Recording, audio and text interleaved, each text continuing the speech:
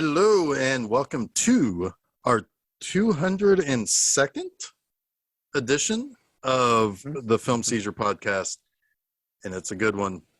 We think it's going to be a pretty good conversation. I know I love this movie. I know Jason's probably gonna say some shitty shit about it. That's okay. No. Well, okay. Well, we'll get there. We are talking about the 1976 version of King Kong, directed by John Gillerman, who is considered to be quite the asshole. We got stories about that later. But with me, as always, are a couple of assholes. Thank you. Well, we used to always say we were just a bunch of assholes talking about Yeah, that's movies. true. Well, you would always say that, but No, you said it too. So anyway, you've heard them. Jason Oliver, say hello to the peoples. the peoples. Hello. Yeah. Hi. How are you? That was perfect. I'm adjusting to a new audio setup here, so I'm hearing myself in my headphones, and it's a little weird. Yeah. So I'll get over that. Okay. And also, there is Chuck Moore. Hey, Chuck, how's it going? That's going great now that I've done fixing my audio setup. Well, Go ape over King Kong. You ready to go ape over King Kong? I go ape over King Kong. I know you do. I love this movie so much.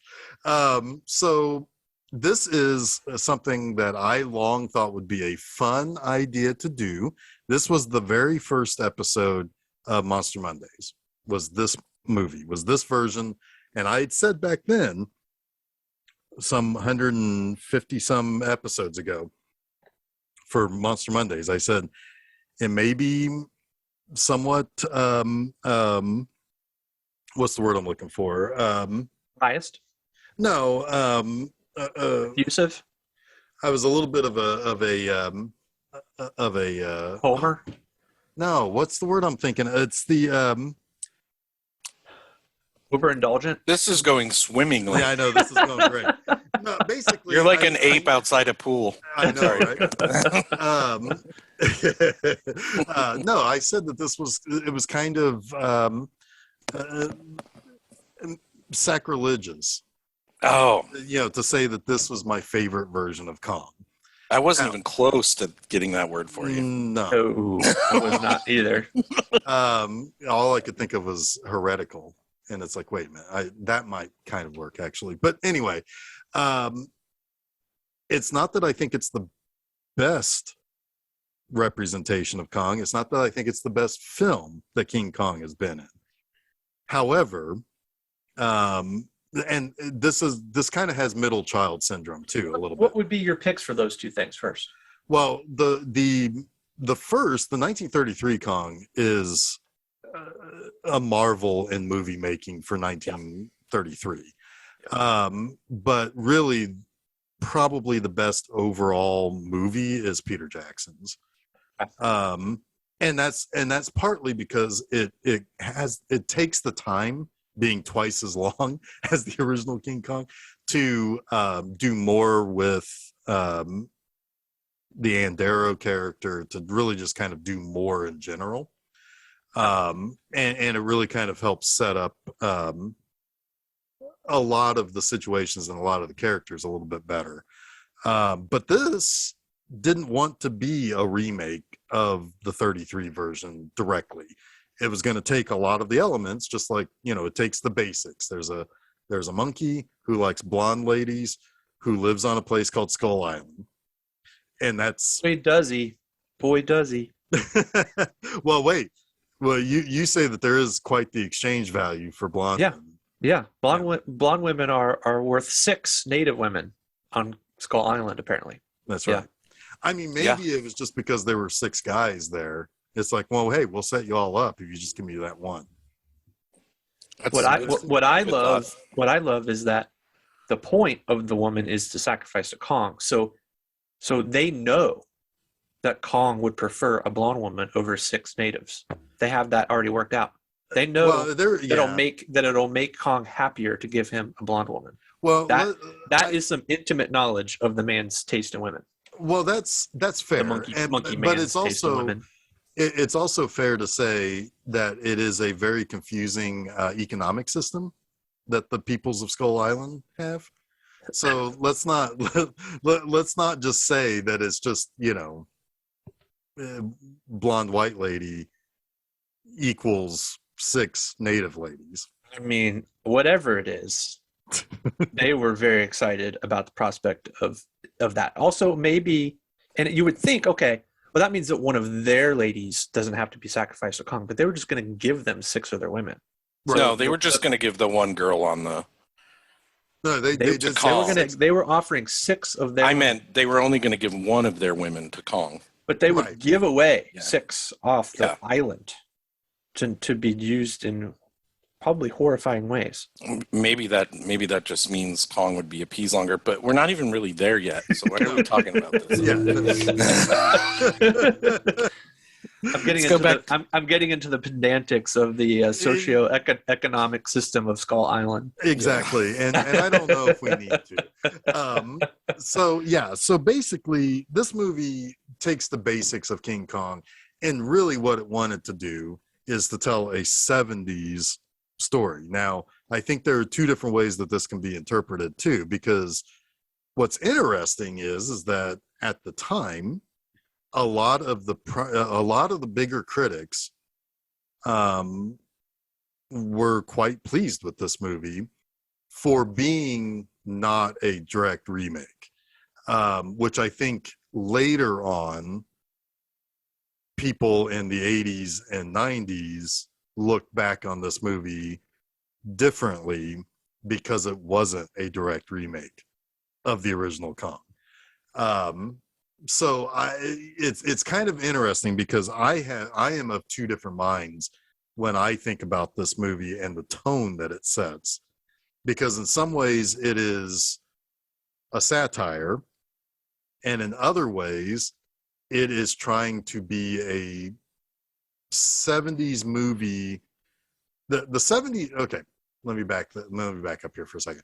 The 70s before Star Wars were a very weird time, because you either had movies like the James Bond movies that were getting sillier, or you had these really rich, deep dramas. And riding that line in between both of those things is this version of King Kong.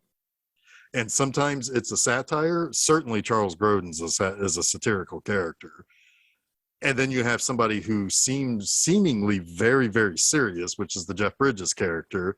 And they almost don't meet in the middle for this movie. No. Well, they don't really at all. They're the main conflict, in my opinion, of this movie. Sure.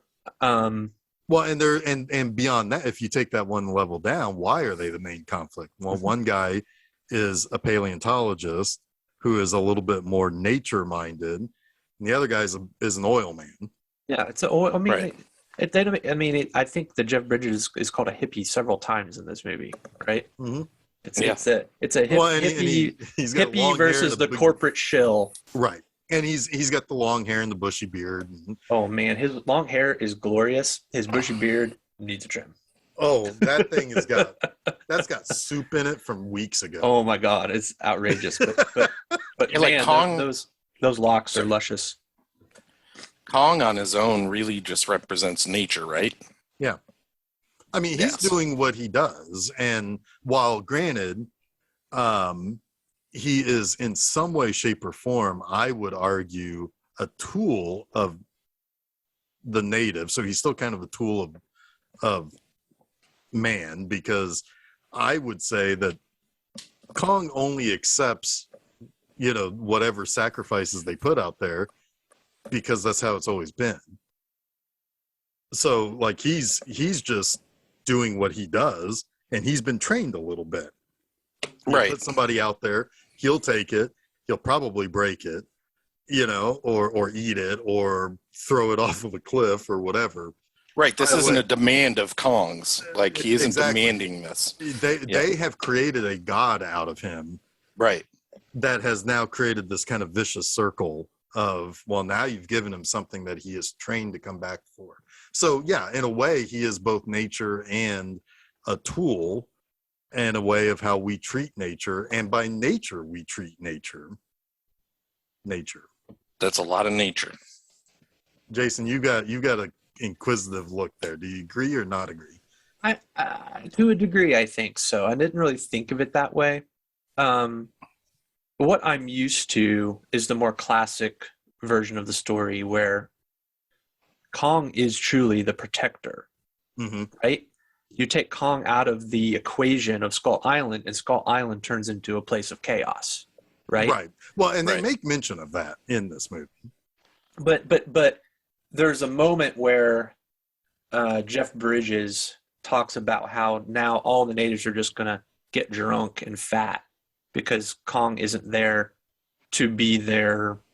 Well, it's their purpose, is their center or purpose, right. and I don't know. I don't like that. I think that's really cynical. I prefer the idea that Kong is no longer there to protect them, right? Well, and now because Kong has been taken out of the ecosystem, that the rest of Skull Island is going to consume them. Right. That is the preferred. What you're really talking about is Kong Skull Island and later Godzilla versus Kong, because they protect Kong from Godzilla. What happened? The natives got wiped out. Right. Yeah, like there was a bad decision made there. Right. And a tough decision too, because it's like, well, do you let the other alpha predator come and kill Kong, or do you take him out and kill all the people that he protects from the Skullwalkers and stuff like that? So therein lays like my one main criticism of this movie is that Skull Island isn't as interesting a place in this movie. Yeah, and that goes back a little bit to tone. I do have some notes on that because I feel like that there is I can agree to a certain extent that it would have been nice to do one thing or the other. Either one, have more creatures like all the other versions do, or take the giant snake out. Yeah. And have him be special in that way. Because then if he was special, that creates a different kind of interest of why is he special? What makes, is he supernatural, or is he even from there? Like where, how did he get there? What's his story? Yep. Exactly. So, I mean, I can see what you mean by that. And I think that there are two options: either add more creatures or take out the one other special creature and keep Kong as special. I mean, there was one other danger to Kong on the island. It was the people. Well, outsiders showed up there. The outsiders. Yeah. The outsiders, right? Which then, because there's always the thing with Skull Island always is that it is always covered by fog.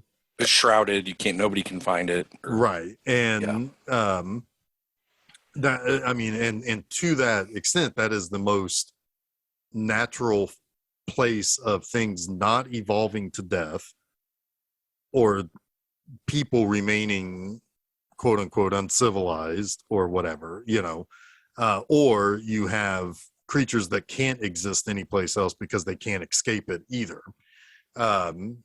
Yeah, I mean, that's always been the thing about Skull Island. Now, again, if you take that giant snake out and you keep Kong as a special supernatural being, well, then that helps explain the fog, because the fog would then become supernatural just like he is. Yeah. But yeah, so I mean, the only explanation for the fog, I think, in this is that it's animal. But it's either gas, like thermal energy, or it's animal respiration. I think it was Jeff Bridges. Well, there's that was the thermal energy. There's like a cold spot on the water that creates the fog because it's interacting with the hot air. Yes, and that's correct. And what Jeff Bridges was referring to was that the satellite imagery picked up deposits of CO2, and so immediately the oil guy says that's got to be oil, Yeah. And Jeff Bridges is like, no, it could be animal respiration. If it's truly untouched, then anything living there could create a pocket of CO2.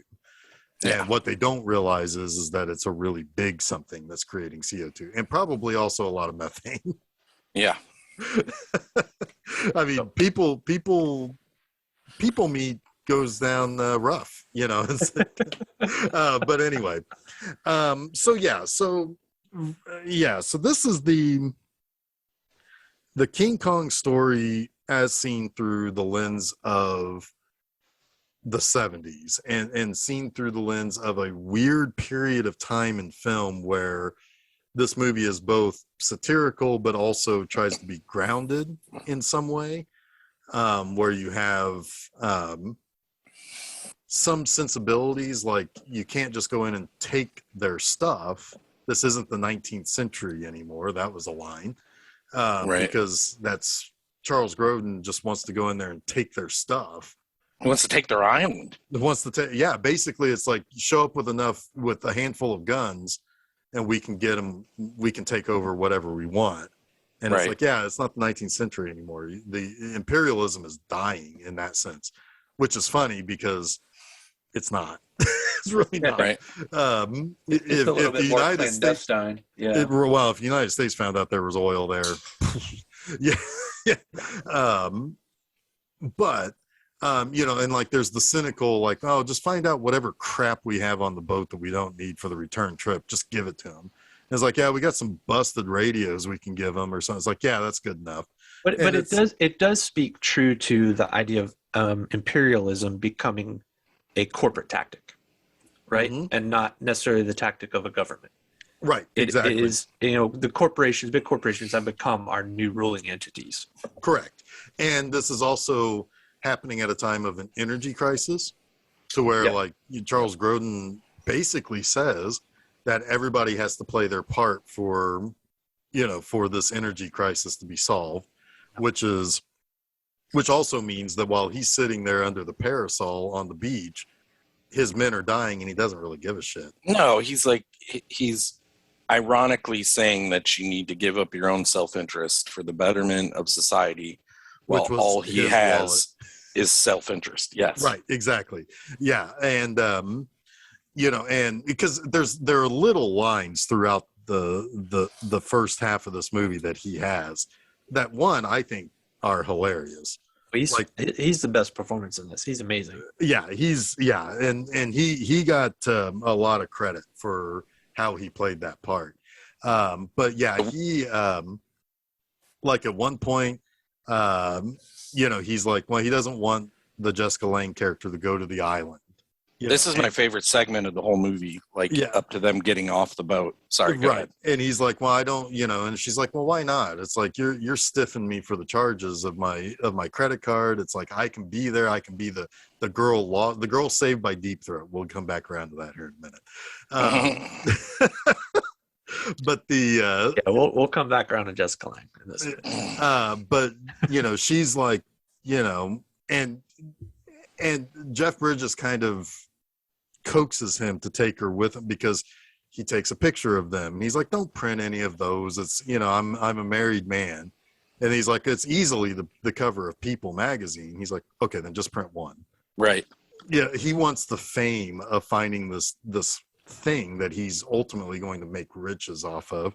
But when they get off the boat there and he's taking pictures of Jessica Lange and Charles Grodin's like, I can't remember his character name, is like, oh, I'm about to get off the boat. And this is when I fully realized he was a satirical character. The way he steps off the boat and his face and his steps, he's almost like waddling. Yes. He's like waddling a little bit. Right. It's like, oh my God, that's so funny. He almost slips on probably like mossy, you know, stones underwater.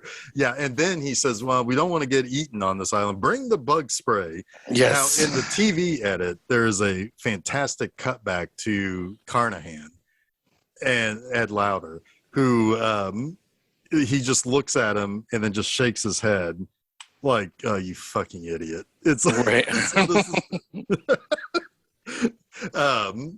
yeah. So there's, it's a lot of like little lines like that he has, but ultimately this movie is, there's the satellite picture of this fog bank, and Charles Grodin has procured these pictures, he claims, by giving a donation to the President of the United States, to see that there is something there, that is emitting CO2.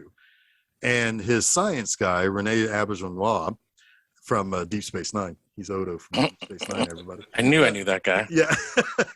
He was also on Benson. That was the other. He was on Benson. He was the. I think he was the rich guy that Benson worked for, maybe. But anyway, right.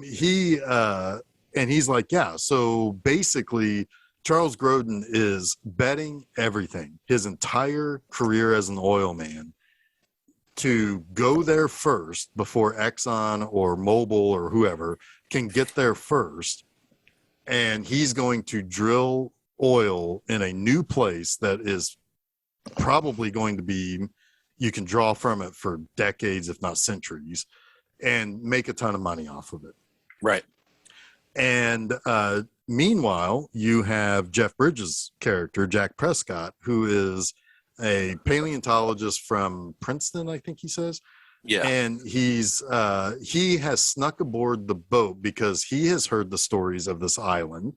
And it is, there is an indication that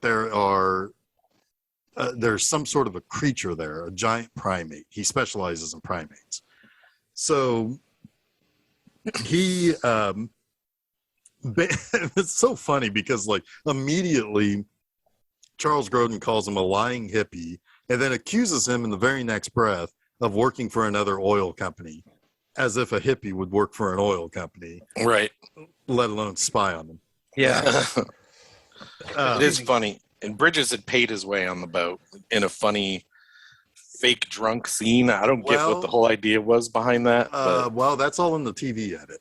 Okay. I'll talk about that here in a minute. But so yeah, because the TV edit kind of paints Jack Prescott in a slightly different way. This movie makes him look entirely altruistic, but how he is able to sneak onto the boat with the clothes of the people who manned the Exxon or the Explorer, which is what the name of the boat is. The Patrox Explorer. Patrox Explorer. Yeah, Patrox is actually a real company. Now, I don't know if they realize that they named themselves after a failing company that unleashed Kong into New York, but whatever. So they,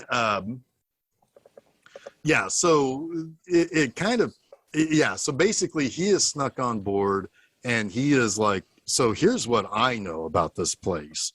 And, and he basically is able to kind of, after he gets cleared by some of Charles Grodin's guys, he said, Fred Wilson is Charles Grodin. He then says, okay, guy, college boy, if you have probably taken pictures of apes before, so here's a camera, you're going to be the documentarian basically of this adventure. And he's like, yeah, sure, whatever. I get to see what I wanted to be there to see anyway. Right. And in the meantime, they have discovered a wannabe actress who was blown off of a ship that exploded, and makes it sound like it was like a cocaine party on a boat and a little bit of casting couch action going on. She was doing some kind of drugs there. Probably. And she gets in the whole movie. Yeah.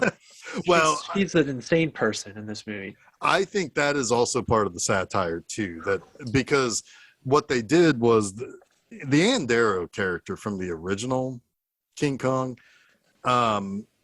is a down on her luck girl who looks like a model or actress that that gets picked up and is okay. The studio wants a love story. We're going to have this girl be our love story, our item. Right.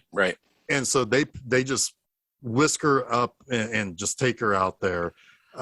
In the Peter Jackson version, they made her a down on her luck actress already who gives up her own, like whatever last dollar she has or whatever last ounce of food she has to help the other starving people from the closed down troop that she works for or worked with.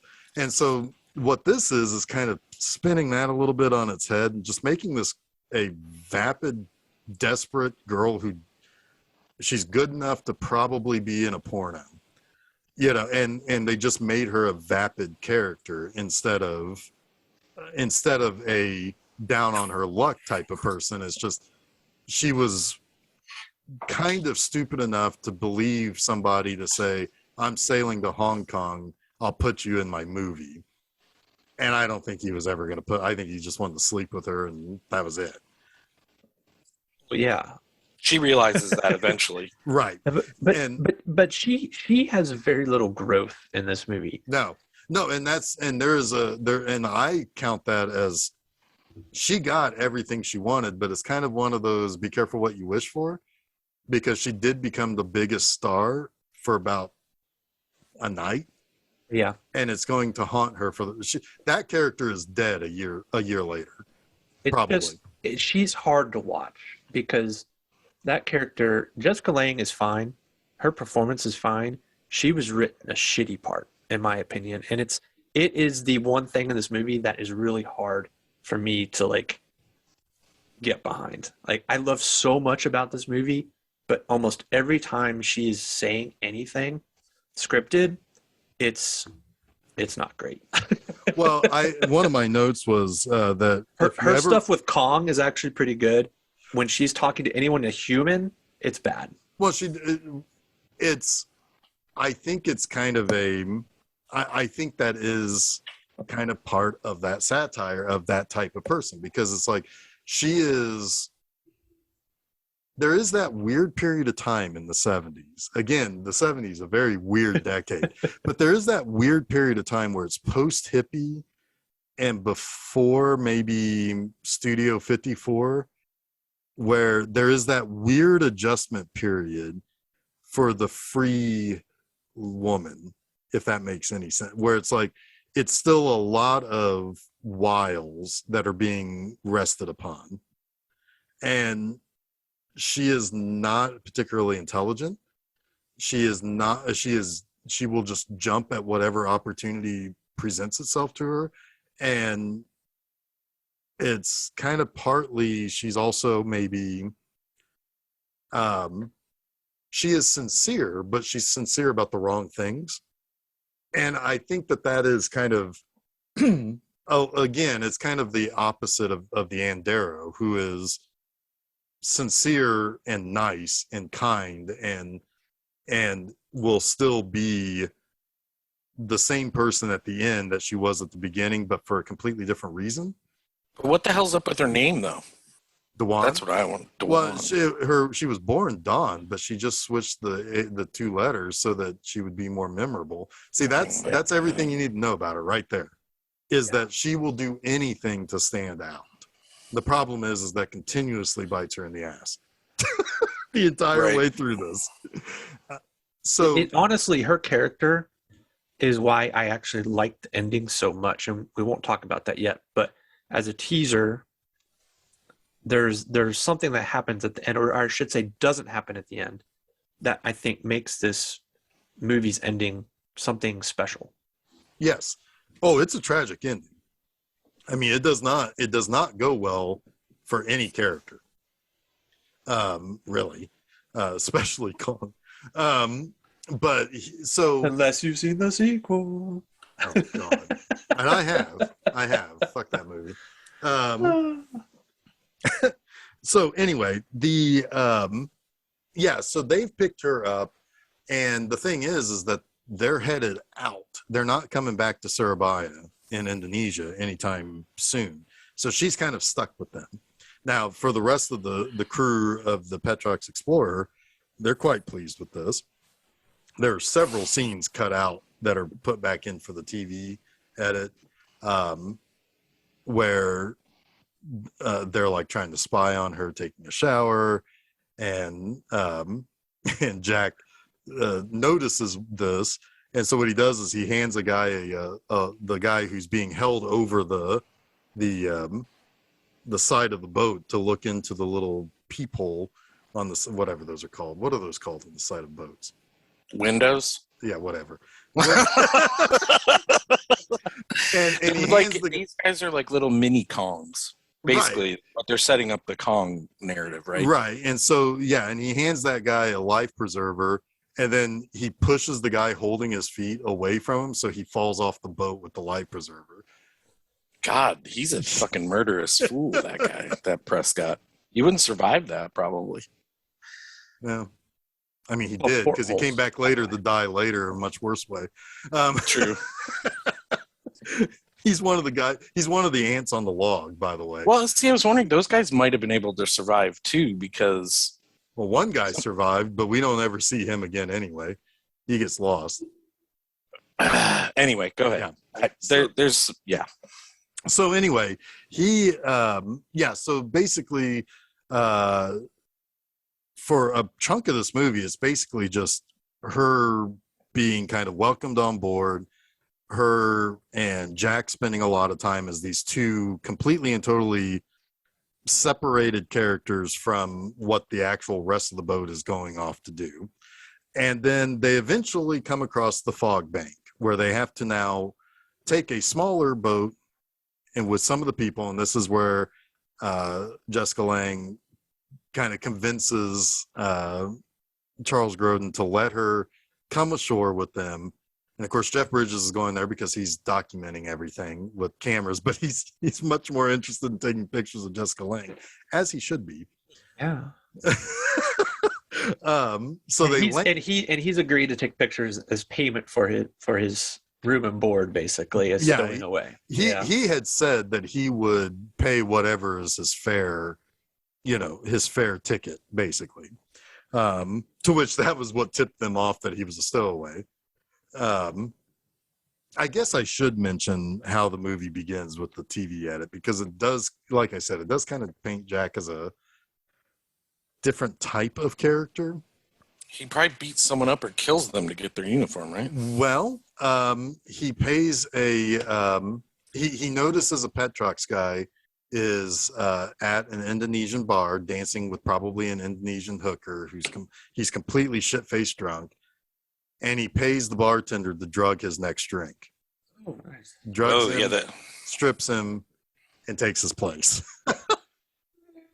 And then, but they could have just waited for him to get drunk, Well, he was already drunk, right? Well, he knew when they were leaving because... Or bought him more drinks. Well, yeah, I guess. So he basically... that whole opening scene is like 3 times as long in the TV edit. And, I don't need that. And it's fast in the movie. It really, really is. And it also changes the position to where they talk about how there's a storm coming, and he says, well, I don't really care about the storm. And the captain's like, well, you're going to regret this. And they changed where that happened. It happened earlier, and then Jack showed up. But now this time it happened right in the regular theatrical cut. It happens right before they set sail. Those are good cuts, because it's already 52 minutes, almost 53 minutes before you see Kong in this movie. Right. Yeah, it's a long time. One thing to note. I mean, that's also kind of it takes about 40 minutes in the Peter Jackson version too. Yeah, that feels over long too, though. But Prescott, that's his name, Jack Prescott. Mm-hmm. Yep. He knows that they're going to the island because the captain bought charts. It's just so that's not left behind, because I was wondering until he said that. I was like, well, how the fuck does he even know where they're going? Right, and it is kind of a lucky guess. But the fact that he put 2 and 2 together, because he knows about the island from old historical documents, not from the new stuff that Charles Grodin has. Yeah, he knew the animal respiration. He had that quote from some explorer that said the roar of the greatest beast and all that stuff. So that's all good stuff. And then the other thing that is in the TV edit after they set sail that is not in the movie and not in the theatrical, I don't think, they get the SOS from the boat that Dwan was on, and they ignored it. They actually probably killed the other people on that boat. Damn, I probably would have exploded before they got there, but yeah. Well, probably, but they didn't. Charles Grodin's like, no, it's going to take too long to get there and back. We got to keep going. So yeah, he doesn't give a shit about anybody but his own goals here. So yeah, he well, no, because he does say that after the SOS was sent, it wasn't long before whatever was left was, so it exploded and there was still a chance to save the people, but they still didn't go. They found charred. They said they found charred something. Was that a lie? That was what eventually, like a day or so later, washed up on the shore of Indonesia. Okay, but that I mean, that's really not. Yeah, I mean, like there could have still been people who were floating on some of it. We know Charles Grodin is a bad person. Right? He's a bad guy. Yeah. Right. So. But he's kind of a likable bad guy. He's kind of a goof. He's Charles Grodin. Can you not? I love him. I love him so much. He's such a cartoon villain in this. Yes, and everything out of his mouth is gold. Like don't you kind of wish he was twirling his mustache? Yeah, sorry. They gave him all the best lines, all of them. Like, yeah, they get to the best moment, in my opinion, with him is when they're spying on the natives, and then the natives notice them, and the one leader comes charging up the mountain and starts like yapping in a foreign language. And Charles Grodin says, "What's he bitching about?" That's just perfection. Well, and I love that he's like, "All right, Jack, you take care of this." And then Jack has to stand there like fucking, like he's Doc Savage or something. Yeah, get it, nature boy. Yeah. I guess we can skip to this part, right? We've done enough. Yeah, I mean, there's a beautiful island that is essentially untouched.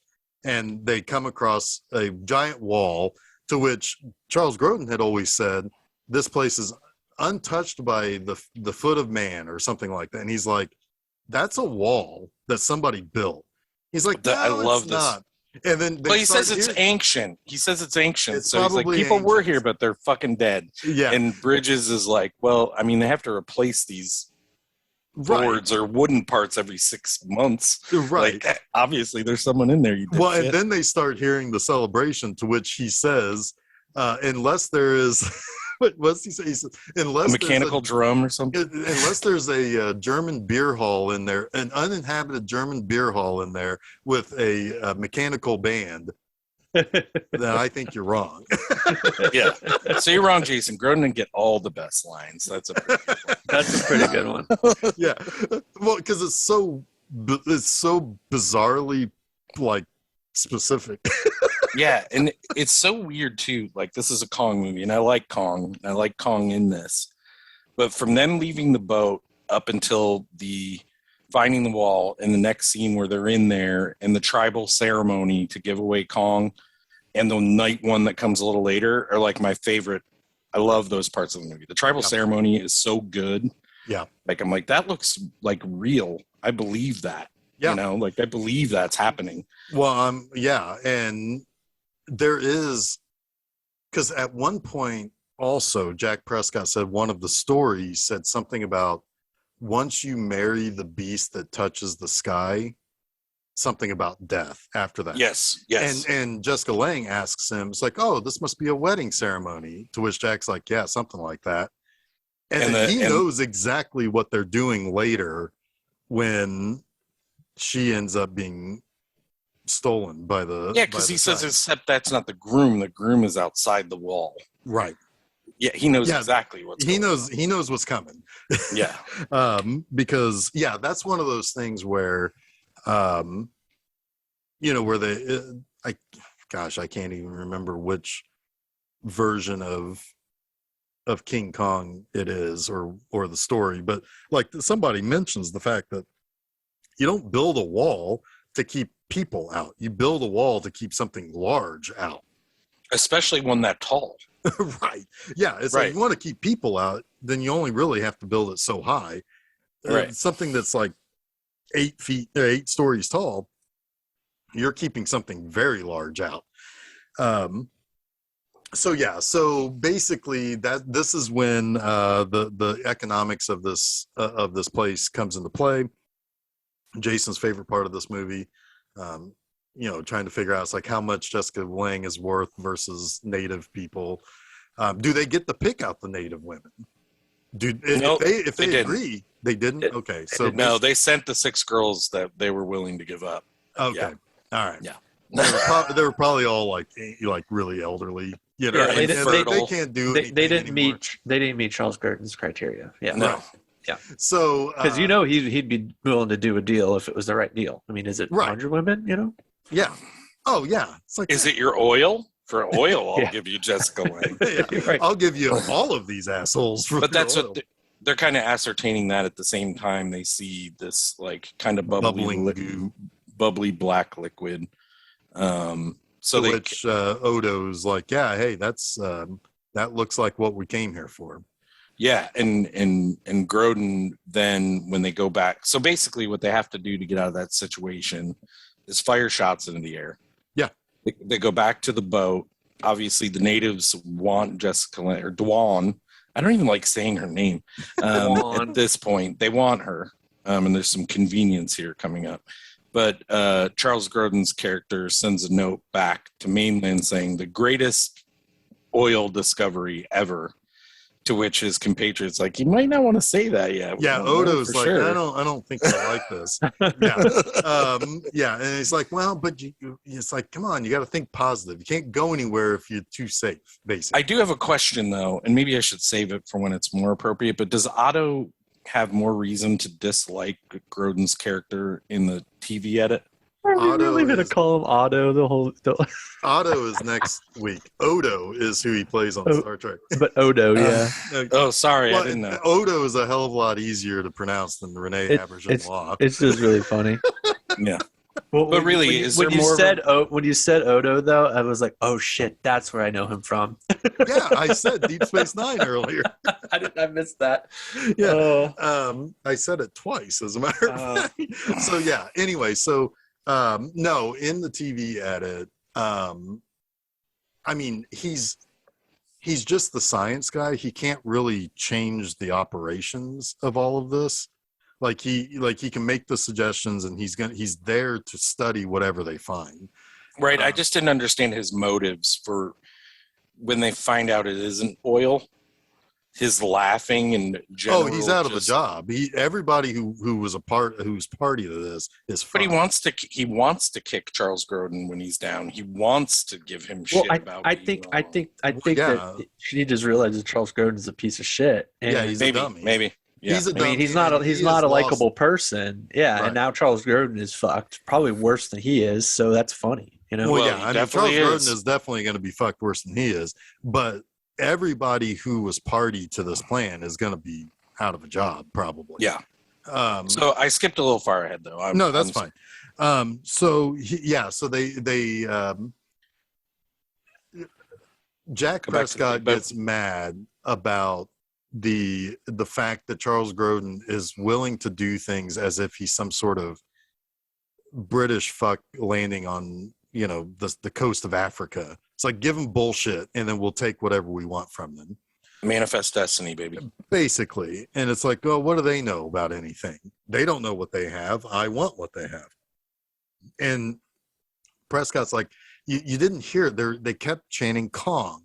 It's like, there's something about that. And he hasn't really fully put it together yet, that what the actual reality is, but he's starting to tie all the threads together. And I think he's thinking of like a 10-foot tall ape or something. Yeah, something that will easily club a person's head into like a melon goo. But I don't think he expects to see something that's like 60 feet tall or whatever. Right. Or actually, I guess 45 feet tall. So he's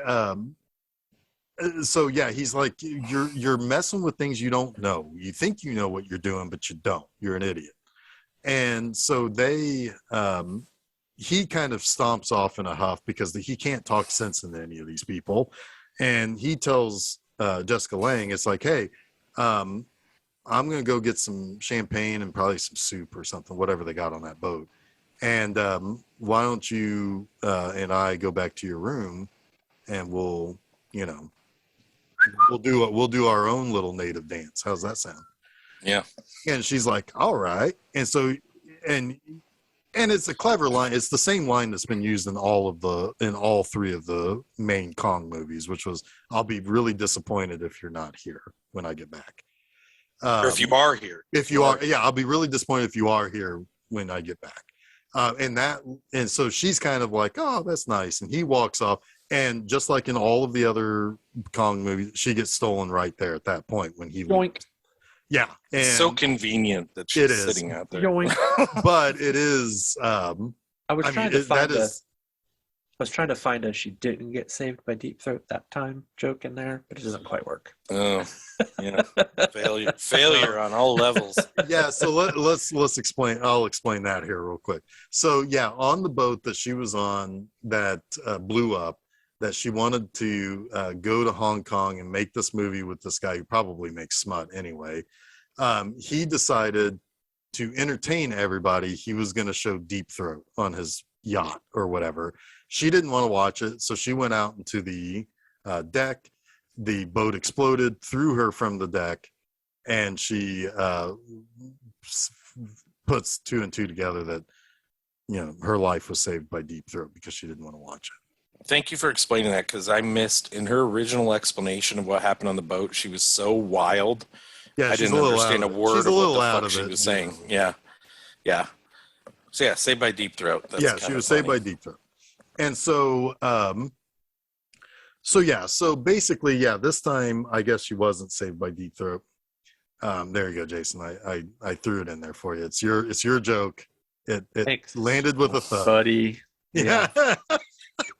So she, so they basically prep her to be sent off to Kong, and Jack realizes that she's gone, and there's a little native necklace thing there. And the tooth necklace. Yeah. And so he's like, "Hey, wait a minute." So he is able to get Carnahan, who's the second mate of the ship, and some of the other tough guys like Hello, mate. Yeah, and they send them. They go off to try to rescue her, but she gets taken by Kong. And this, I like that scene a lot too, because you don't see all of Kong until she does. Really, no, I like the knocking over the trees. I like the perspective. They shoot it really well. I mean, Kong doesn't look great. It's the 70s. But the way that they shoot it, it looks really cool. A couple of things about that. One, this was nominated for Best Cinematography. That makes sense to me. This did tie for Best Visual Effects with Logan's Run. Huh. Both movies that look incredibly outdated 1 year later. Yes. But it's funny. I watched some of the That's Shout wild Factory, to me. some of the Shout Factory extras on that. And the guy who sculpted Kong says, "Oh, this looks like crap today.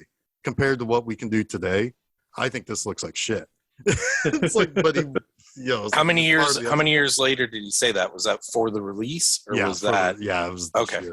So like 45 years later, he's like, "Yeah, this looks like." I hope he would say that. Right. I mean, that'd be disingenuous if he didn't. Right. But I mean, at the same time, there were three things that made Kong what he was, which is kind of interesting. One, Rick Baker wore a suit.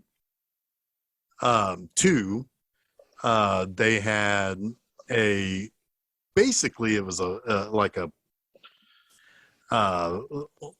was kind of like paper mache, 45-foot Kong that had a bunch of joints and I think they said they had like 60 guys inside of it that were working the different pieces, like when he was shown off in New York City.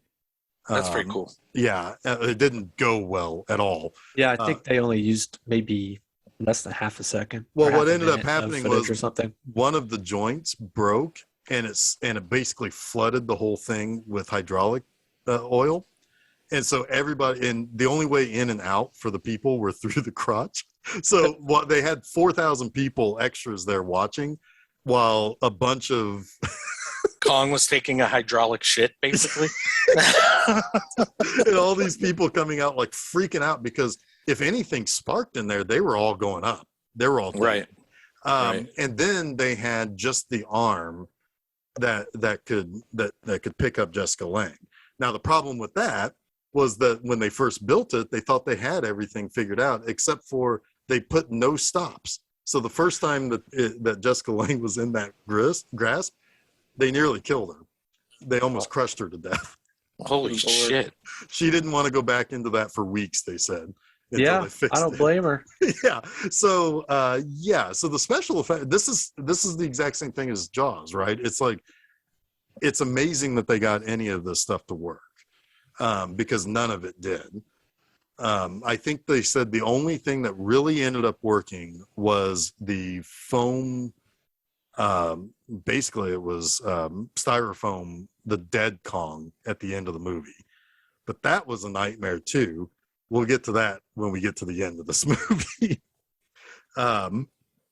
So basically at this point she's kind of whisked off by Kong. Kong is more curious about her. Now, what we probably can assume is that he doesn't eat most of the sacrifices right away. He probably plays with them a little bit. And I think he might not even eat any of them. Right, that snake might eat most of them. Yeah, I mean, the fact is he's I don't know, an 80-foot ape, and she's 5 feet maybe. I mean, he's gonna probably like a cat plays with a mouse, just kill it by accident. Right. Yeah. Now, yeah, but he is like he washes her. He takes off her top at one point. Tries to, yeah. He gives her. It comes off. Yeah. She's not wearing a top. Runs away. There's major side boob happening when Jack shows up, and he has to give her his shirt. So. He gives her the derpiest looks, man. Oh my god. Oh, Kong. Yeah. Oh yeah. He's to me, sorry. like I most of the data special effects don't bother me, but man, some of the facial expressions are so funny. When he blow dries unintentionally her, funny. Oh, so bad. When he blow dries her and then smiles, it's really bad. It's really bad. But it's got a charm to it now. But holy shit, that's terrible. Yeah. Well, I mean, I think that's because the other thing that almost all the critics said too, which I didn't really realize until a little bit ago, was that almost all of them compared it to comic books. Yeah. And if you think about it, it is almost like a funny book, like it's very cartoonish, and the things that Charles Grodin says, the way that they, I mean, even Jessica Lange's lines are cartoonish. Well, yeah, I mean, Prescott says, what do you think, that's some guy in an ape suit? Mm-hmm. Like, obviously they're being funny, comic booky, funny. Right. Stuff. And so, yeah, I think a lot of that, like, they really, because there was only so much that the original Willis O'Brien Kong could really kind of emote. And then, of course, Peter Jackson's was kind of more ultra realistic with actual gorilla that practically walks on all fours. Yeah. But like some of the close-ups in the 33 Kong are doing things that are similar to what they update in this. And it's the marvel of the stop motion, that kind of brings that out. But anyway, so the yeah, well, the first thing I thought of when he showered her off and then blow dried her, I thought, it's like, I bet that smells like bananas. Yeah, that's too. What I thought too. Yeah, because of Chuck's banana breath thing about the theme park ride. Yeah. Yeah, so really it's Jack Prescott and the rest of the guys that he's with trying to get Dwan back, and there is Odo who is testing the oil, and Charles Grodin is just sitting under a parasol on the beach.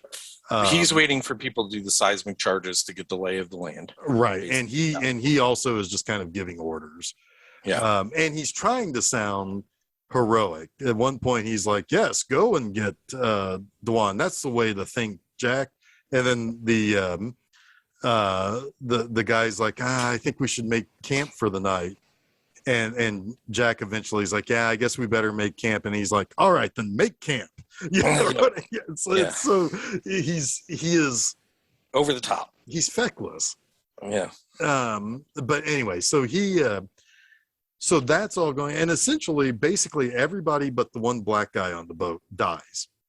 But we don't know. We don't know what ends up really happening to him. I assume he eventually worked his way back to the boat. He does come. Well, yeah, he comes back to camp. Yes. And he's like waving, and he gives that like finger signal, like everyone that I was with is dead. Dead. Yeah. Yeah. So yeah, what basically happened real quickly there is Kong discovered them trying to come across a log bridge. Right, and takes them all off. Yeah, Jack O'Halloran, who plays Jack O'Halloran, who played Non in the first two Superman movies. Yep. He's like, "All right, Jack, you go first." Yep. Because none of them want to really do what they're doing. No. And so like Jack is kind of like, all right, well, we'll just sacrifice him if it doesn't work. If he dies, we'll just go back to camp. But they get stuck in the middle of the bridge because he gets over and says, everything's fine over here. Right. And Kong is like, nope, fuck you. I'm going to shake you all into the water. And Jack kind of hides on a ledge. Yep. And in a little cave kind of. Right. And and Kong basically just keeps rolling the log until everybody falls off, except for the one black guy who jumped across and was like holding onto a vine. And able to go back and tell Charles and say, hey, everybody's dead. And that's the last we see of him.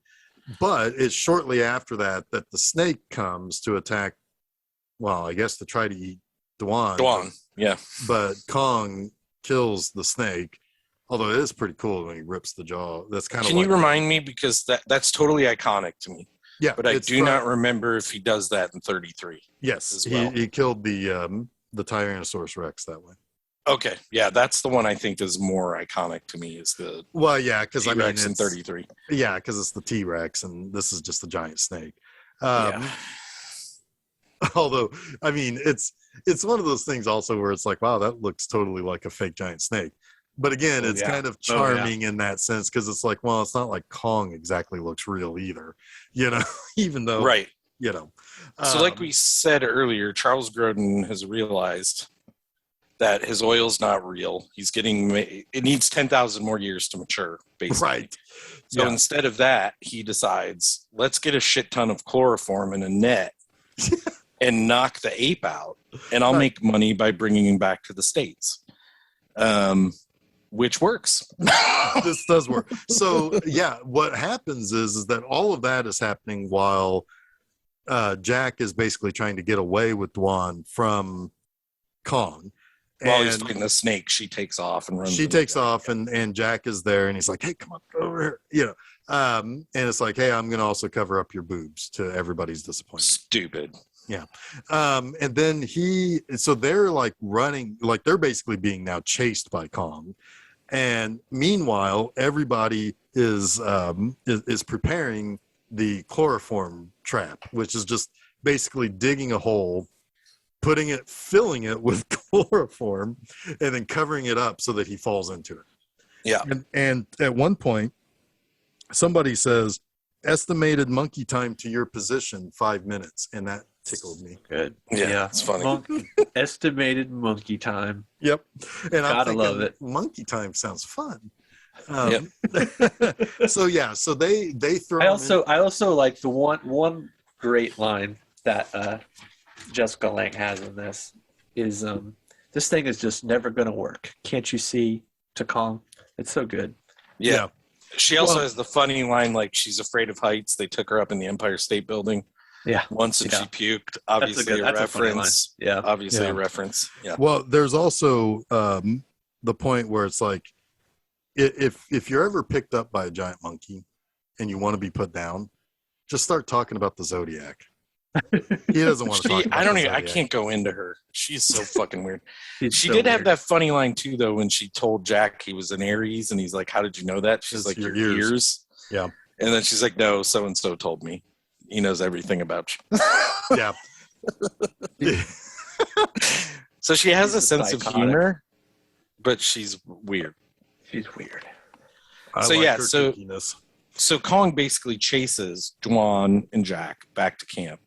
Yeah. They half lock the giant door, to which Kong destroys beats his way through it, and then falls into the chloroform pit, that they had dumped a bunch of the buckets. Yeah. I don't know how everyone didn't fucking pass out around it. Well, that makes me think of the Simpsons Treehouse of Horror episode with King Homer, where they had the little gas bombs, and and Mr. Burns is going to throw the gas bomb, but he can't because he's Mr. Burns. He only throws it right in front of him. Yeah. Which then he gets goofy on it. But, so he falls in, he's gassed out, and so they put him on the Petrox Explorer into the oil tank. I think it's a different ship. I don't think it's the Petrox. I think they have to bring a bigger ship.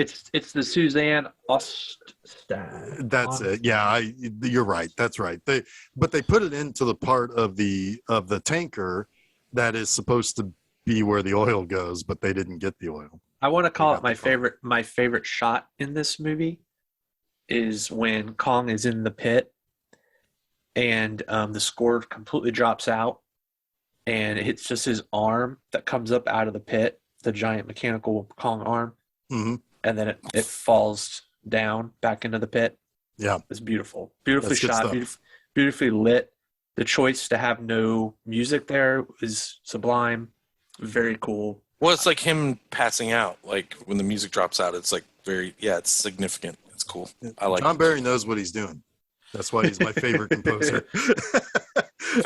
Even when he's not composing music, he knows when not to compose it. Exactly. Yep. Exactly. He's that good. I am actually surprised he didn't get nominated for this. Like this is widely considered one of his best. Yeah, it's really good. I enjoyed the score a lot. Yeah, like I said, it's kind of the perfect amalgamation of either his You Only Live Twice score or Diamonds Are Forever, which has a great score but a crappy song. Whereas all of the music for You Only Live Twice is perfect. Or it's a cross between those two scores and his Dances with Wolves score, which he won the Oscar for also. It's got both of those elements, and it's just kind of perfectly bunched together into this. So, so he's in there, and Kong really, really, really freaks out whenever Dwan's not there. Well, he freaks out because he's kind of fine, but Jeff Bridges throws her shirt into there, and that freaks him out. Like he smells her shirt, and it sends him into a tirade. Yeah. To which he's because she even started at one point he's kind of throwing himself against the wall and he's kind of hurting himself. It's like he's got some relationship issues, I think. Yeah. So then they're gonna go and do their thing in his cabin, and he's starts to throw himself around. They're like, we can't. The captain of that boat is like, fuck this, we're gonna flood it and kill him. Because it's going to sink the whole damn boat if he keeps doing this. And so she goes to calm him down, and it kind of works, except that she kind of does something that's really kind of weird, which is go all the way out onto these very precarious little bars. Yeah. To which just one little movement from him and she falls in, to which I guess actually saves Kong's life ultimately. Yeah, because Bridges is like, don't flood the tank. She fell in. She's such an idiot. She really is really stupid in this movie. I feel bad saying that, but she does some really dumb shit. Yes, she is. I'm not going to deny that. One thing I want to call out too, because it gave me a chuckle, but it's also terrible. Charles Grodin was talking about, she was starting to say she felt bad for Kong. He's just in his element and blah, blah, blah, blah, blah. And Charles Grodin's like, he tried to rape you. Multiple times he says this. Yeah. And right after that scene, Prescott says, the ape had the right idea. And I'm like, Oh, yeah.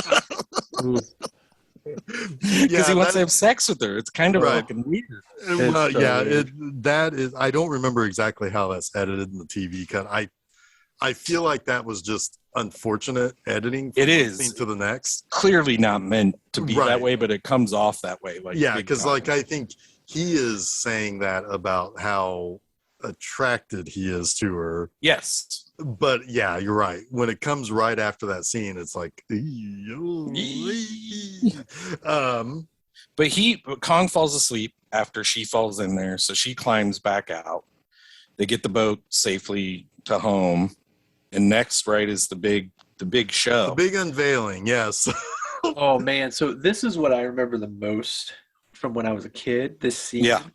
I was just like enamored. I loved this. I think didn't they even sell like play sets where you could have Kong in the arena. I feel like I remember. Oh, probably. But yeah, he's basically in an Iron Maiden. Yes. Yeah. Yeah. So, and what's hilarious now, see again, this is where the satire comes back. It's big time satire. First and foremost, they Great. treat him like a fucking moron because they put the big crown on him. Oh, it's so dumb. I hate that fucking crown. Yeah, I'm sorry. and no, but it's meant to make us mad. I mean, Yeah, they're turning him into a clown. Yeah. right. Yeah. And then when he starts to get agitated, because of course the press is pushing Jessica Lange around, to which Jeff Bridges is like, don't do that. He's gonna think you're attacking her. And sure enough, he starts, getting agitated and trying to bust out of his chains. And Grodin, like everything he says, he's wrong. Sorry, go ahead. Well, he says, Charles Grodin's like, nobody worry. This is steel that's made in New York, and it busts open like paper. Yeah, it's like those paper chains that you used to make in elementary school. And so this was when so part of the whole thing that caused all those effects guys to almost catch on fire was that there was a crane that was supposed to help lift up the parts of the cage that he's busting out of. Well, it wasn't weighed properly. As they said back in the 70s, they didn't pay as much attention to things as they should and test things as they should have, which that totally makes sense. And so that was starting to wobble, which then caused the ape creature that they built to have to do something more than it was supposed to, which then busted the joint and covered everybody in it's not great. Yeah, there's very little of this scene of the actual special effect that they built that they could actually use. Right. But then it goes back to Rick Baker stomping around in the suit, and he crushes Charles Grodin, which is pretty satisfying. It's super satisfying. I like that he's dressed up like a safari guy. They didn't go on safari; they went to an island. He's such a fucking dickhole. Oh, he's so great. He's so wonderfully bad. He's like his character in the Muppet movie. 100% was all I was thinking the whole time. Yeah, the Great Muppet Caper. Yeah, it's a great Muppet Caper that he's in. It's oh my god, he's so similar. Right. Just like he's like that dastardly, he villain. is playing Charles Grodin. There you go, Chuck. Yeah, the twisting mustache villain. It's so good. Which is funny because right before he gets stomped on, everybody is running out. Now this isn't the TV edit. His boss, or like the guy who is like the top guy on the board or whatever, he is about to escape, and he's just this little old dude, and he is yelling to Charles Grodin that it's like, you have made your last mistake. This one will follow you. You will never be able to hide from Petrox. You will never be able to recover from this. And then he gets stepped on. Stomped. So hilarious. Totally unneeded, though. What you just it sounds funny, but it's totally unneeded. Yeah, it's all part of it. Get dressed down before he dies. Yeah. Right. Yeah. Oh, yeah, because this is exactly what would have happened if he hadn't come back with Kong and he was already riding on thin ice. Yeah, totally. So it's like it's kind of nice to see that, but it wasn't necessary. Yeah. He can kind of, like, in his dying breath, he was probably still spewing bullshit, like thinking he could get out of it. That's just the kind of fucking dude he was. He makes me so mad, and I love that. Yeah. Because he's supposed to make you mad. I don't hate Grodin. His performance is wonderful, but that character is so deplorable. But you love to hate him, because of Grodin's performance. It's just so spot on. This is one of those you love to hate the guy. Yeah. Mm-hmm. And so, this entire third act, I just adore, by the way. Yeah. So, yeah, this is where other than one thing, almost none of this. Buy me a drink. Sorry. Yes. Fucking hate it. I hate it so much. Me too. So yeah, this is almost completely untouched in the TV edit. They just basically, this third act pretty much just keeps going. So like, I'm just looking over my. Well, here it is. I mean, we'll get there's two things that happen here. You have Kong and the train, the elevated train, so, which is I think one of the coolest things. In a way, it's kind of playing off of Godzilla. It looks dated, sure, but man, I still love how it looks. Right? I mean, it's just. It has that physicality about it, the realness to it. I love it when he picks up the wrong blonde, looks at her, and then just fucking spikes her like a football. But yeah, the way he destroys the train tracks, like the way they have the whatever electricity is on that set, it looks real. It looks like he's exploding a real train track. And there is, in movie sense, there's also, that's really, really, really tense because our heroes are in that train. Yeah. And they barely. And Ralph from Friday the 13th. I'm pretty sure it's him. It's got to be, right? It has to be. I'm pretty sure it's him. I mean, look up Ralph and then just track back and see if. I was going to do it last night and forgot. But yeah, you're right, Jason. This scene is great. It looks, like you said, dated, but really the least dated probably of the entire movie. Yeah, I agree. And it's like, it makes me think of the theme park too, the theme ride, which I never got to go on, but always wanted to. That's because you're on a train in that. Right. It's that scene. And it just looks so cool, man. I don't know. That must have been just so much fun to see brought to life, as difficult as all of that must have been to do, to pull off, man. Well, and like there's got to be a satisfaction that those people came away with when they finally saw that the product. It was like, holy absolutely. shit, we did it, Oh, it's absolutely. Cool. And I do think of Godzilla immediately because there's the scene in the original where he picks up the train with his mouth. Yeah. And of course he's bigger, but it's kind of like both of the mighty titans are kind of getting their shot at a train here. Yeah. But the Kong one is a lot more vicious. Again, he picks up that one wrong lady and fucking spikes her like. Well, Kong is way more. Well, he's not a malicious beast, really. Like I don't know if he fully understands. He's tunnel vision. He is tunnel vision in, like when Godzilla does it, it's just like he's raining down on our mistakes. Right. It's not an anger that's focused. Right. It's just an anger. Like with Kong, it's really focused anger. So it has a little more feeling to it as a viewer too. Yeah. Well, it also helps that Kong is something that looks like us too. It's easy to understand him. And it's also, Kong is making moral choices here. He's been ripped out of his environment, put into this strange place, and he's acting pretty fucking appropriately. This is that is one of the things about the King Kong movies, though. I think even in 1933, when they could have tried to make this more like King Kong is a villain for doing these things to our civilized city, they don't. You are seeing the appropriate response, and nobody is sitting there saying that he is in the wrong for rampaging through the city.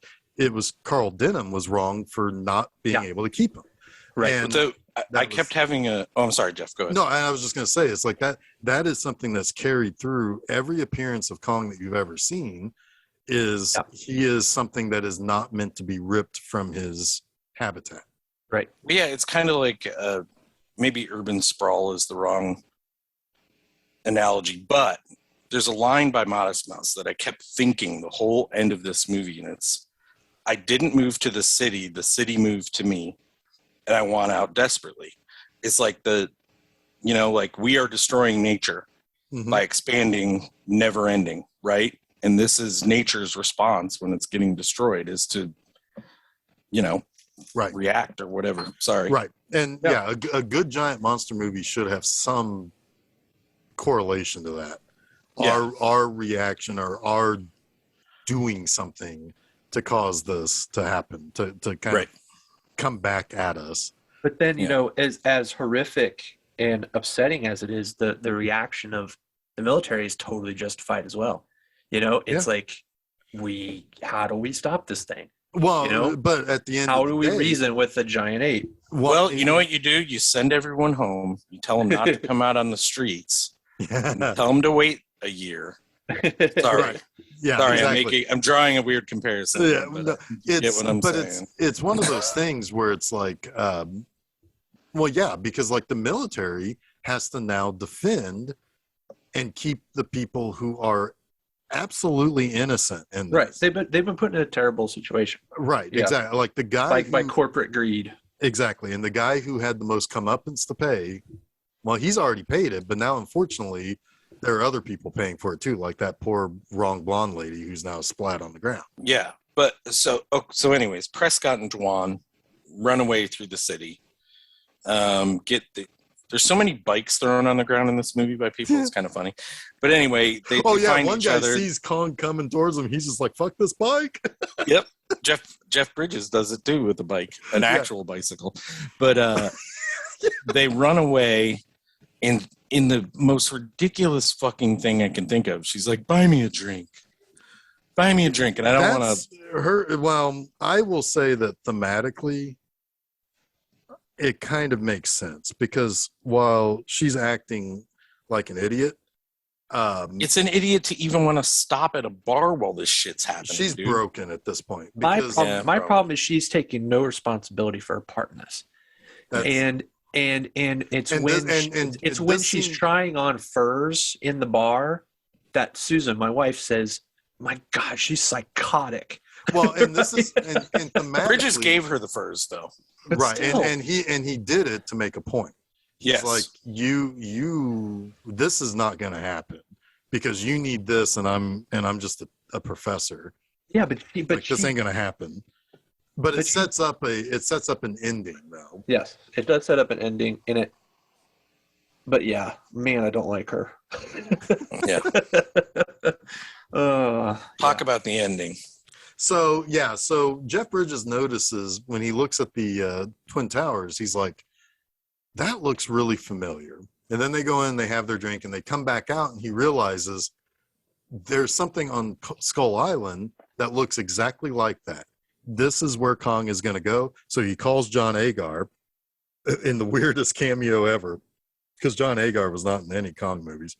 But he calls John Agar up, and he's like, hey, Mr. City Man, you need to let Kong go to the top of the World Trade Center. He will go there. If you don't try to get in his way, he will not mess with anything else. Let him go there, and then you can capture him, and then we can take him back home. To which he's like, hey, military man, what do you think of that plan? The guy's like, well, I mean, do we have any other choice, basically? is the determination that they have. And so they're like, okay, fine. We will not interfere. We will not shoot at him. One squadron does not get that notice. And to which John Agar is like, what the fuck, man? Didn't they get my orders not to shoot at him? And then they also then decide to go ahead and just send the attack helicopters after him too. And it's one of those things where it's like, this is also ripped straight from the original, where it's like they will only shoot at Kong if he's holding the girl, but Kong wants to fight back, so he puts the girl away, basically. To which it's like, no, don't do that. They're going to kill you if you keep letting go of me, basically. And they are honest in the sense like, well, we're not going to shoot if the girl's in the way or if he's holding the girl or whatever.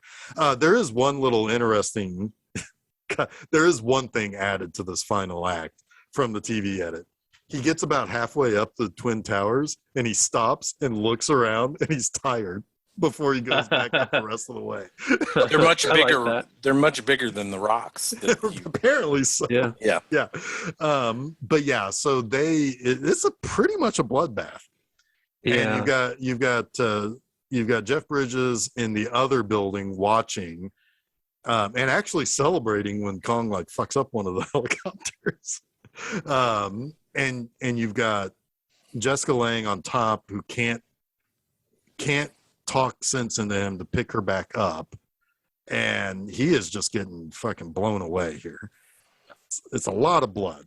It's pretty brutal. It's a pretty brutal scene. To which flamethrowers and man. Oh yeah, we're literally watching an animal being murdered, and he falls down on the top of the building, and it's like, oh, he's not doing so good. She goes to try to, like, I don't know, comfort him or whatever, and he rolls off, which that's bad. That ends real badly, because he makes a big monkey-sized indention into the center of the World Trade Center there. Indention. Yeah. Now and so basically, like, the last things he sees when he's dying are these fucking asshole reporters who are climbing up on top of him, taking pictures of him. And he's, and Jessica Lange gets down there real quick. I don't know if like a helicopter picked her up or if he just took a little while to die. But she gets down there real quick, and basically she gets swarmed by the press. And yeah, she's famous, but it sucks, because this sucks.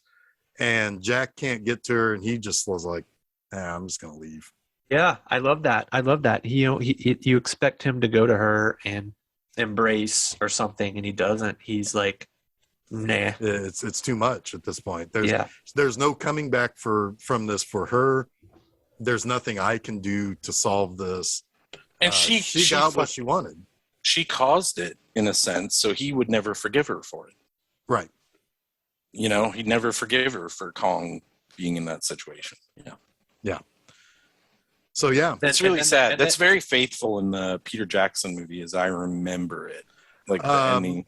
Well, yeah, I mean, the endings are pretty much the same, except for, of course, it's the Empire State Building, because it takes place in the 30s. He just falls when he's holding onto the side of the Empire State Building. Yeah, he falls, and but there is not there is a more romantic ending for the two. But you also have another good use of score here, because the music drops out and you just hear Kong's heartbeat. Did you already say that? I'm sorry if you're No. That heartbeat becomes really important in the batshit stupid sequel. Oh Jesus! Because Kong doesn't die. Wait, which one's the sequel? Well, yeah, because it's called King Kong Lives, Geoff. Oh. Yeah, so they give him a heart transplant in one of the dumbest things that you'll ever see, which is a gigantic bag of blood. Oh, I remember that. Oh my God, it's so Where did they get the fucking heart from, though? Did they make it? I think they made one. Yeah, I think it's like a artificial heart. And and then apparently he's got a pacemaker and everything. This whole time there's a female Kong on Skull Island that they take him home, and they do it, and they have a baby Kong. Let's not sully this movie with the. I know. I don't want to sully. I love the final shot. I love the final shot. It goes wide. You see the whole, World Trade Center square. Tons of people all around Kong. The spotlights, the floodlights, the way it's lit, and the credits up the screen. Just love it. Correct me if I'm wrong. They make you sit with that image. Yeah, it's pretty good stuff. And none of the people are even looking at Kong. That's like the most haunting thing. They're all looking at Jessica Lange instead. Yeah. Right, which is the backfire to her getting what she wants. Yeah. Because at this point she's never going to be anything but this moment. Yeah, the girl that Kong loved, or whatever you want to say. About this final the scene. So this was a fucking nightmare for the crew. So first and foremost, they did film this at the World Trade Center. They did have a gigantic that styrofoam Kong. They had to transport that. They had to put it there, and they had to dress the whole thing. Meanwhile, nobody actually checked well, when I say checked, I mean they said get some extras, but nobody's put a cap on the number of extras that would show up. So they have like 10,000 people. Yeah, here. I mean, it looks chaotic. It is because the first night, so they get it there, and of course the security gets lax around the styrofoam Kong. Somebody stole an eye of it and replaced it with a headlight. So now it's like this fucking zombie looking thing. Oh my god! People were trying to rip off fingers. I like that they replaced it with a headlight though. Yeah, like they just it's like, well, they'll never notice. There were people trying to rip. It's like, who cares? Off of it. You got the eye, right? I mean, right. It's like we want to make it a robot, you know? It's like, I don't know. Mecha Kong. That's King Kong Escapes. That's the Japanese King Kong movie. The sequel to King Kong versus Godzilla. Anyway, so that's coming sometime next year for Monster Mondays, by the way. Yeah, I was just trying to fucking pump your show, bro. There you go. So anyway, so the other thing that happened, the first night, again, the security can't control the crowd. And so a couple of people tried to rip Jessica Lange's dress off of her. Bunch of Kongs. What the hell? Yeah, it's like, guess what? People have always been shitty in this country. Are we monkeys or are we men? Exactly. So, but anyway, that styrofoam Kong ended up traveling around Italy, I think, as part of like a sideshow act. Interesting. At like a amusement park or something. Anyway, but yeah, it was like all fucked up, and they had to hire people to fix it because it is just styrofoam. They said that it's like the thing was like the closer you got to it, the more fake it looked. But when you were positioning the cameras at the proper distance to get the shots, that you couldn't tell that it wasn't a real thing. Its belly was too big in the video, but it's still really cool. They did a good job with a lot of those long shots. I will admit that, of making Kong believable as a tall ape in those scenes. So I give major credit to that. There was all sorts of combination of rear projection, front projection. You mean rear projection, like when the people were falling out of Kong's butt? Yeah, right, exactly. And they were all oiled up too, so they're just slipping right out. Yeah, they're hydraulic. Yeah, and so like there's all sorts of like combination of effects that are going on here. Some of the people who did a lot of those effects had something to do with like the cameras that were used in space or something on space missions and stuff. So like they were pretty advanced. Yeah. But they decided after this, like, well, we're not going to the moon anymore, so let's get in the movies. So let's go to Kong's Uranus. Anyway, that I ruined that one. I will say unless you have something else, Geoff. Final thoughts for this movie for me. Yeah, go ahead, because I'll finish on my final thoughts. Yeah, I figured you had something there. I will just say I like this movie. I do remember a lot of it from when I was a kid. I think, Jesus, if you have this on your bingo, if you don't have this on your bingo card by now for Film Seizure listening, you should. Chuck hasn't seen a movie in 20 years or more. Yeah, right. Exactly. I was going to say 30. Yeah. Yeah, it probably was 30 for this one. It plays really well. It's a little, Juan is a little much for me, but it also makes sense. Like I can see how her character makes sense. It's just, but I like it. I like this movie. I thought it was really well done. Yeah, Jason? I will say that of the 4 main Kong movies, this one is my least favorite, but I still like it quite a bit. I have similar criticisms that you have, Chuck, but and I do just enjoy a more magical Skull Island. I just do. I like seeing all the monsters. That's just part of a Kong movie to me. But yeah, I mean, I'm like 80 to 85% all in. And the third act, I really, really enjoy a lot. Charles Grodin's performance is barely in the third act, so he carries the first 2 acts for me in a lot of ways. Yeah, I mean, I liked it. I liked this movie. It definitely, the memories flooded back from when I was a kid watching this movie, which was probably the TV edit Well, I don't know about that. So there No? are a couple of things about that TV edit.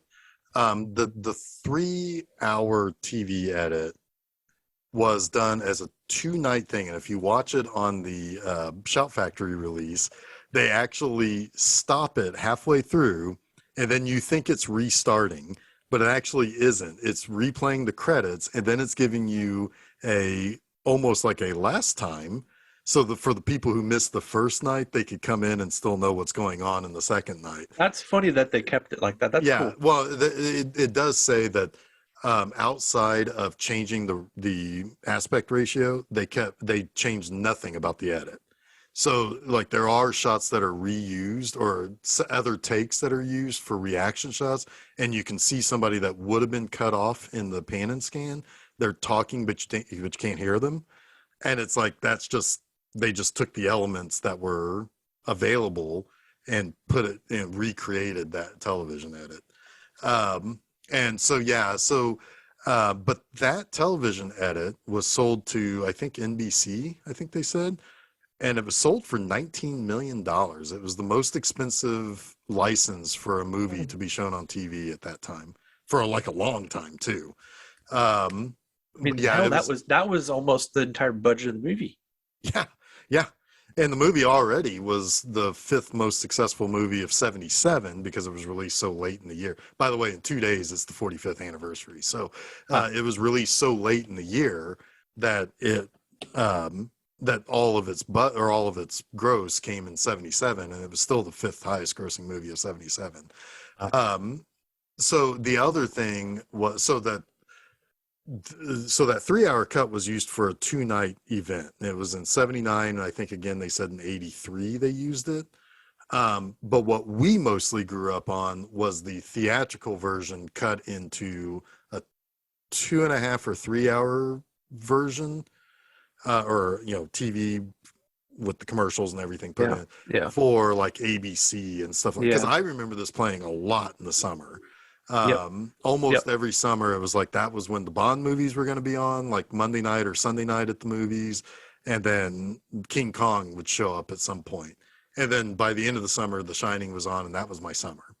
It was Godzilla Saturday mornings, right? Like every pretty much Saturday morning. Yeah, Godzilla on Saturdays, usually followed by martial arts movies. I remember that very well. So this was just a movie that, I mean, like I said at the beginning, it's like I love what the 33 version is. It's one of the most important movies ever made. The 2005 version is probably the best movie of the whole bunch, with probably, I would probably say Skull Island was probably second, if we're talking about in terms of everything from top down. However, this exists in a trifecta of late 70s movies that I defend to my death and will fucking fight anybody who says any of these 3 movies are bad, like fisticuffs. The first being this movie, King Kong 76, but then also Moonraker and Star Trek the Motion Picture. Those movies represent not just things that I think of in terms of like what they are to each of those kind of moments of like me growing up. Motion Picture was the first one I saw, then King Kong, then Moonraker, and then also their genre probably, right? Like their genres are really important to me, and they're important to the genre, and they are, and they are also movies that these are the movies I think of when somebody says, well, quick, picture a movie from the 70s, and it's one of those 3 movies for me. It's representative of a very weird decade in movies, which I also talked a little bit about at the beginning, where you have this combination of trying to be serious while also trying to have fun and trying to balance that in one way or another. And Moonraker tips one way, Star Trek Motion Picture tips the other way, and Kong rides the line. And it's just it's representative of a lot of things for me. I absolutely adore the score. It is one of my favorite scores of any movie ever. This and it's a lot of John Barry. It's this and Dances with Wolves, and to a certain extent, pretty much his entire catalog of Bond scores. That I used to let this movie play constantly while I was working just to hear the sounds of this movie. That was another Oscar nomination I got, was for sound, and it deserves it. But yeah, and you know what? I don't care what you guys think of Dwan. I like her. I like looking at her, and I can deal with her goofiness because I like looking at her. Fair enough. Fair Doki. I like weird chicks. What can I say? We do know that. But so, yeah. Anything else that we need to say about this? I think we did it. Buy me a drink. Yeah. All right. And I'll get you some furs while we're at it. Thank you. And also, come on, it's Jeff Bridges. I mean, he was in the King Kong movie. To be completely honest with you, there are two actors in this that I love every time I see them, and it's Grodin and Bridges. They're impossible to dislike in movies. Impossible. So Bridges kind of toes that line a little bit in this movie, but I still love him. It's just amazing to me how much Bridges is in the shadow of Grodin in this movie, though. Yeah. Yeah, he's still a kid, though, too. Yeah. I mean, Grodin owns every scene he's in. Yeah. Yep. Well, here's another question I want to ask you. Since you guys have problems with Jessica Lange in this movie. I don't have a problem with Jessica Lange. No. But her character in this movie. Yes. Would you say that you liked her character in the movie that you liked a whole lot less, The Postman Always Rings Twice, than you liked her in this movie? Wait. What was the I don't remember this liking. To quote next week's movie, what was the middle part? Yeah, what was the middle part? Do you like her in The Postman Always Rings Twice, which is a movie you liked less than this, more than you like her in this movie that you like more? Yeah, I think so. I mean, it's a little apples and oranges, but yeah, I would say so. It is true that even though she did win the Golden Globe for the best new actress or best Golden Globes, Kong almost showed us all those. She was very dissatisfied with the critics mostly putting most of their hate of this movie onto her.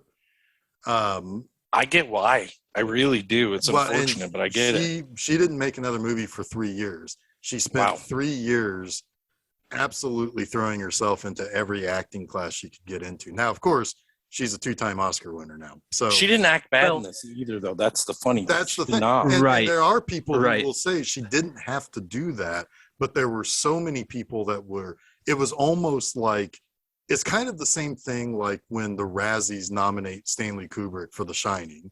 It's just it was popular to poke fun at her, and it's I do. But they were misplacing the criticism because honestly, the criticism should have been on the writer, not on her, because she played the part. She was written brilliantly. It's just not a likable character, right? And but honestly, it was probably the best thing for her.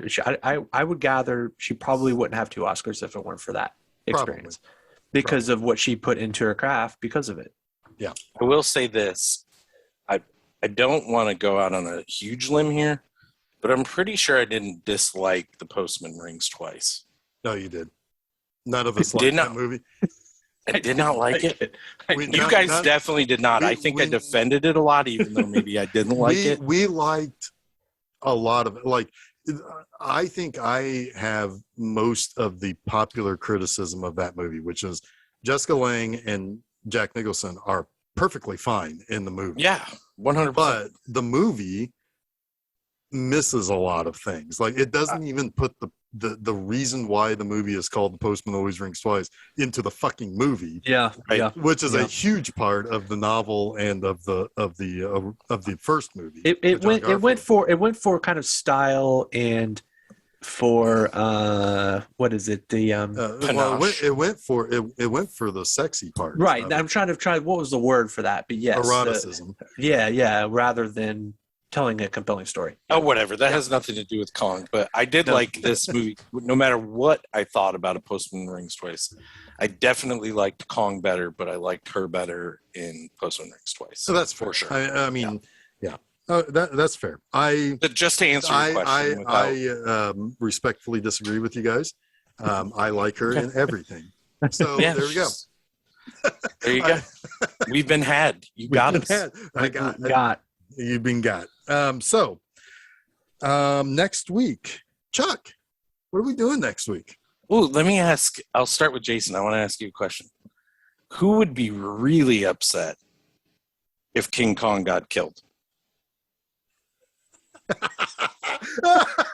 Who would be really upset? Somebody answer. Ken Pyle from A Fish Called Wanda, which we're covering next week.